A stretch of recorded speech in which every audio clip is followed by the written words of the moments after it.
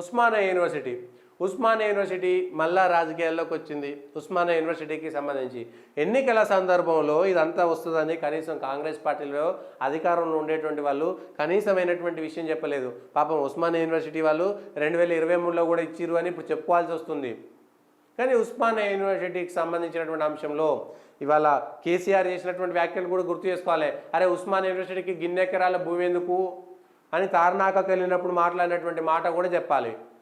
తెలంగాణ ఉద్యమానికి వేదికగా మారినటువంటి ఉస్మానియా విశ్వవిద్యాలయానికి ముఖ్యమంత్రి హోదాలో కేసీఆర్ ఒక్కసారి కూడా వెళ్ళలేకపోవడానికి కారణం ఏమిటనేటువంటి విషయాలపైన కూడా చర్చ జరగాలి.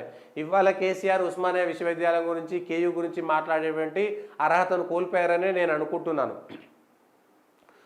ఉస్మానియా విశ్వవిద్యాలయంతో పాటు మిగిలినటువంటి టీచింగ్ ఏ యూనివర్సిటీ కూడా ఓయూతో పాటు ఏ యూనివర్సిటీ కూడా చదువులను చెప్పలేనటువంటి దుస్థితిలోకి నెట్టబడిపోయాయి.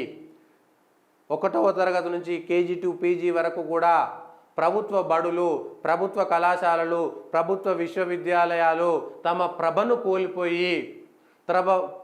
కోల్పోయినాయి. ఆ విషయాలను గుర్తుంచుకోవాలి.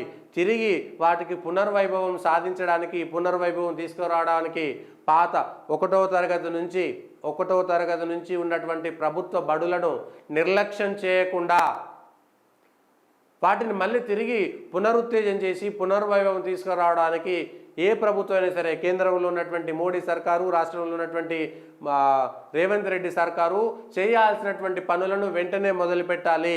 ఉస్మానియా యూనివర్సిటీ వాళ్ళ రాజకీయాలకు సంబంధించినది. ఓయూలో సెలవులు ఇచ్చిర్రు.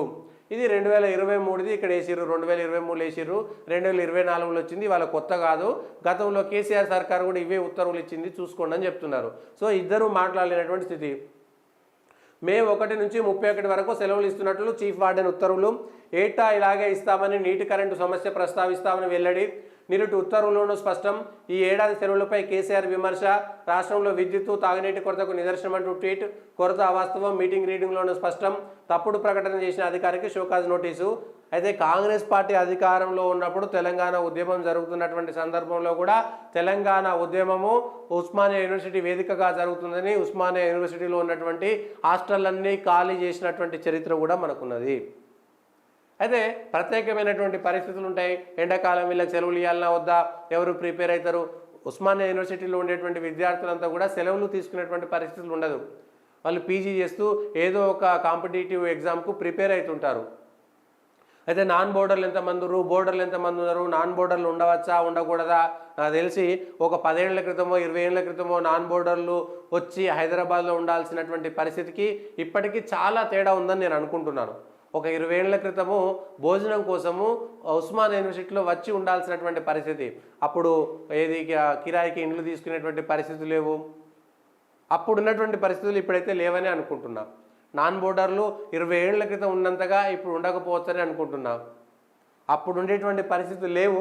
అయితే ప్రతి సంవత్సరం ఇచ్చినట్టుగానే ఈసారి ఇచ్చినట్టు అంటారు, కానీ ఎన్నికల ముందు జరిగేటువంటి దుమారం వాళ్ళకు సంబంధం లేదు. ఉస్మానియా యూనివర్సిటీ అధికారులు రెగ్యులర్గా వాళ్ళు ఇచ్చేటువంటి దాని నుంచే ఇచ్చిర్రు దీనికి సంబంధించి. సో ఇదొక అంశము.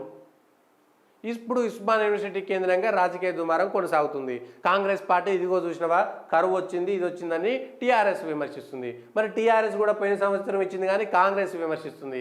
ఎవరిని విమర్శించినా అందులో ఉన్న విద్యార్థులు ఎంతమంది, పెడితే వాళ్ళకు బువ్వకయ్యే ఖర్చు ఎంత, వాళ్ళ తిండికయ్యే ఖర్చు ఎంత, వాళ్ళు ఉండేమైనా అసాంఘిక కార్యకలాపాలు చేసేటువంటి అడ్డాలుగా మారితే వాళ్ళను నిలువరించాల్సినటువంటి అవసరం ఉన్నది. కానీ కాంపిటేటివ్ ఎగ్జామ్స్ కోసం ప్రిపేర్ అయ్యేటువంటి వాళ్ళు, ఏదో కొత్త స్కిల్ నేర్చుకునేటువంటి వాళ్ళు, అందులో ఉండేటువంటి వాళ్ళు ఇంకేదో ట్యూషన్లకో దీంట్లోకో పోయేటువంటి వాళ్ళు ఉంటారు, బ్రతుకు తెరువు కోసం ఉండేటువంటి వాళ్ళు ఉంటారు. దానిపైన కొంత అవగాహనతోటి మాట్లాడితే బాగుండేది. కానీ ఇదే కాంగ్రెస్ పార్టీ తెలంగాణ ఉద్యమం సమయంలో నేను 2009-10లో రిపోర్టింగ్ ఉస్మానియా యూనివర్సిటీలో చేస్తున్నటువంటి సందర్భంలోనే ఉస్మానియా యూనివర్సిటీలను బలవంతంగా ఖాళీలు చేయించినటువంటి చరిత్ర కాంగ్రెస్ పార్టీకి ఉన్నది. ఏ ఉద్యమాన్ని అయితే వాడుకొని అధికారంలోకి వచ్చినటువంటి తెలంగాణ రాష్ట్ర సమితి పార్టీ ఆ ముఖ్యమంత్రి అయిన తర్వాత కేసీఆర్ 100 సంవత్సరాల వేడుకకు కూడా ఉస్మానియా యూనివర్సిటీలో హాజరు కాలేనటువంటి దుస్థితిలో టీఆర్ఎస్ పార్టీ ఉంది. ఇవాళ వీళ్ళు కూడా ఇదే చేస్తున్నారు. మరి ఇంకేం జరుగుతుందో చూడాలి.